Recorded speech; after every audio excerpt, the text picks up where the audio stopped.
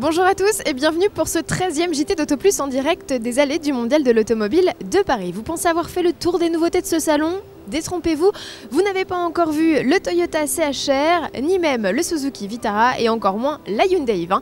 On a du pain sur la planche, alors on y va.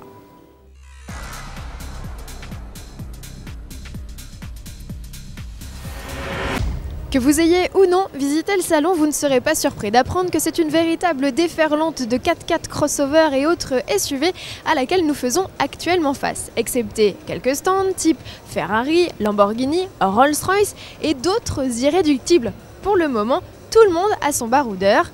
C'est d'ailleurs le cas chez Suzuki qui nous refait le coup du Vitara, un modèle qui vous est présenté par Jean-Philippe Péden.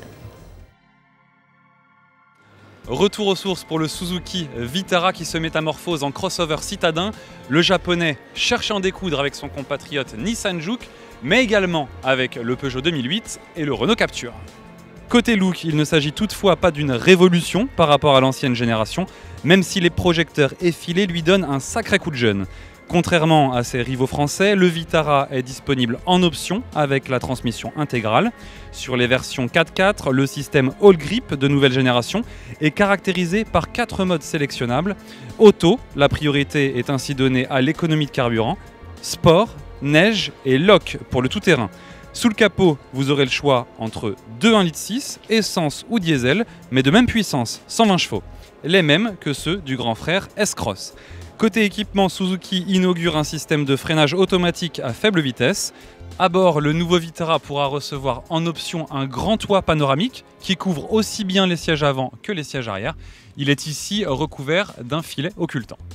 Il offre également la possibilité de personnalisation intérieure et extérieure dans la lignée de la citadine Swift. Disponibilité de ce nouveau Suzuki Vitara en mars prochain.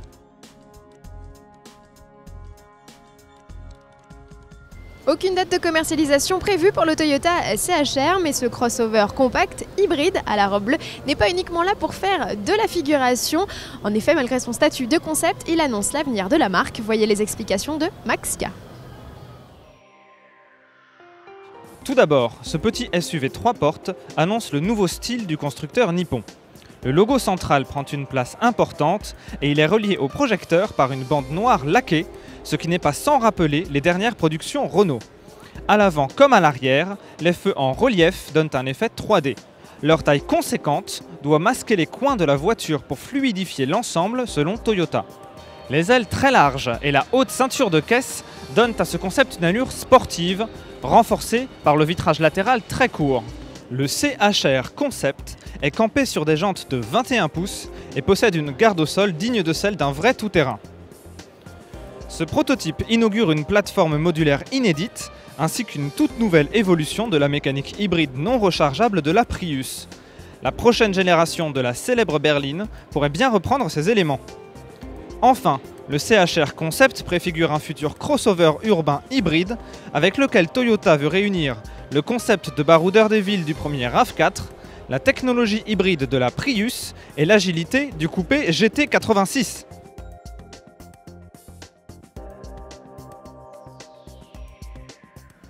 Tout un programme, et toujours à propos de concept, arrêtons-nous chez SsangYong. Le constructeur coréen expose à Paris ses XIV Aventure et XIV R. Loin, très loin du look tank du Rodius, ces deux concepts au style plutôt glamour sont annonciateurs d'une version de série d'un 4x4 urbain. Enfin, cela faisait 4 ans que SsangYong peaufinait ce fameux SUV compact.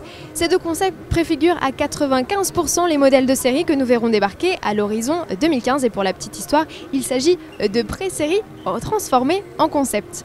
Ce qui est sûr, c'est que le nouveau venu misera sur des équipements jusqu'alors inédits dans la gamme, comme le système multimédia avec pilotage de smartphone intégré ou le siège conducteur ventilé. Du côté de chez Mitsubishi, là encore pas de modèle de série, mais un concept très abouti. C'est lui, le PHEV Concept S, une version très sportive de la Outlander Hybrid Star du constructeur, le PHEV.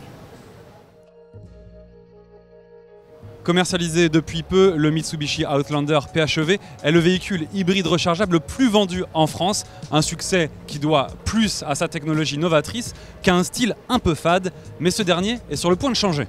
Le constructeur japonais se penche en effet sur l'esthétique de son gros SUV à transmission intégrale avec ce prototype baptisé Outlander PHEV Concept S qui préfigure le restylage du modèle de série. Calandre en X, nombreux chromes, regard plus affirmé, tout cela lui confère un look plus dynamique, presque agressif. L'arrière n'est pas en reste avec ce large bandeau de feu, on retrouve d'ailleurs la signature visuelle en forme de croix. L'habitacle est moins extravagant mais sophistiqué avec ses boiseries noires ou encore cette sellerie rouge qui offre un beau contraste. La console centrale est quant à elle inspirée par les traditionnelles boîtes japonaises noir laquées.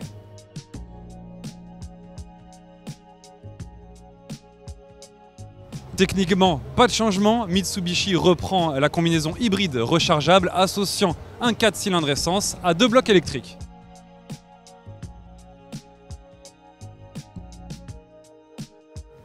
À peine lancé, Mitsubishi semble donc déjà vouloir offrir un petit coup de frais à son baroudeur. À suivre.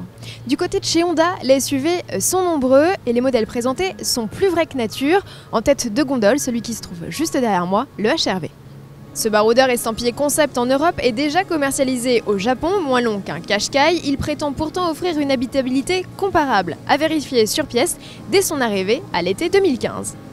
A ses côtés, le CR-V restylé, menu retouche pour le SUV, excepté pour sa fiche technique qui gagne un nouveau diesel de 160 chevaux et une boîte automatique à 9 rapports, lancement au printemps 2015. Et si vous passez par le stand Honda, ne manquez pas de découvrir la future Jazz. Déjà vendue au Japon et aux États-Unis sous l'appellation Fit, elle est attendue sur le vieux continent à l'été prochain. Volume de coffre et habitabilité déjà remarquable serait encore en progrès, ça promet. Et toujours à propos de citadine, Hyundai fait sa révolution en présentant ici à Paris une toute nouvelle i20. Avec ce modèle, le constructeur exprime sa volonté de monter en gamme. Alors quels sont ses atouts? Réponse avec Cyril Biotto. Sur le stand Hyundai, c'est sur la nouvelle i20 que les projecteurs sont braqués. Il s'agit d'une toute nouvelle voiture, pas d'un restylage, et la nouvelle i20 utilise une plateforme complètement inédite. Avec 4,04 m de long, cette citadine concurrente des Clio et 208 est l'une des plus longues du genre et prétend offrir une habitabilité record pour les passagers et les bagages. Hyundai annonce 326 décimètres cubes pour le coffre, un excellent score sur le segment, même si la nouvelle Fabia, exposée dans le hall voisin, fait encore mieux avec 330 litres. Côté motorisation, la i20 commence avec 3 blocs essence de 75 à 100 chevaux et 2 diesels de 75 et 90 chevaux. En 2015, elle étraînera un nouveau 3 cylindres essence turbo de 1 litre et 120 chevaux, nouvel exemple de downsizing, mais ses chiffres de consommation et de rejet de CO2 ne sont pas encore connus. À l'intérieur, cette i20 se veut flatteuse pour la catégorie et propose par exemple 4 coloris d'habitacle, dont ce bleu ou bien un mocha ou un beige très chaleureux. Elle proposera également un toit vitré panoramique ouvrant, unique sur le segment. Ce support ne sert qu'à positionner votre téléphone et permet de le recharger, mais ne comporte aucune connectivité particulière avec la voiture. La i20 commence à 12 500 € avec le petit moteur essence de 75 chevaux et monte à 20 000 € en haut de gamme diesel. A noter également l'arrivée début 2015 d'une version coupée. Lui n'a rien d'un coupé, lui c'est le Ford Edge, le plus grand et le plus gros des SUV de Ford en France. Il mesure 4,80 m. Rival tout trouvé des Volvo XC90 ou encore Mercedes ML, il posera pour la première fois ses valises en Europe à l'automne 2015. Il s'agit ici de la deuxième génération d'un SUV largement plébiscité outre-Atlantique et entièrement repensé pour les habitants du vieux continent. Mais n'attendez pas d'être soufflé par la présentation, moins surprenant que ses concurrents. En revanche, habitabilité et équipement complet sont au rendez-vous. Au chapitre motorisation, Ford limitera le choix entre deux diesels de 180 et 210 chevaux, proposés en 2 ou 4 roues motrices. Terminons ce JT par l'actualité Porsche du Mondial de l'Automobile de Paris, le Cayenne restylé et son inédite version hybride rechargeable. Les présentations sont faites par Maël Pilvin.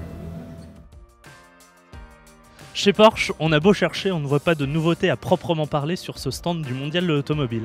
Et pourtant, il y en a bien une et elle est juste derrière moi. En effet, ce Cayenne de deuxième génération se présente pour la première fois en version restylée.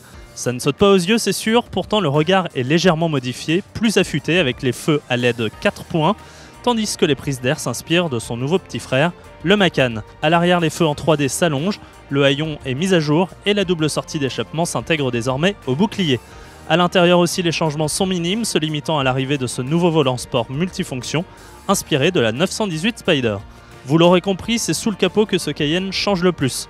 L'ensemble des motorisations évolue, proposant désormais de 262 à 385 chevaux en diesel et de 420 à 520 chevaux en essence. Et pour la première fois, le Cayenne s'offre en hybride rechargeable avec la nouvelle motorisation SE hybride.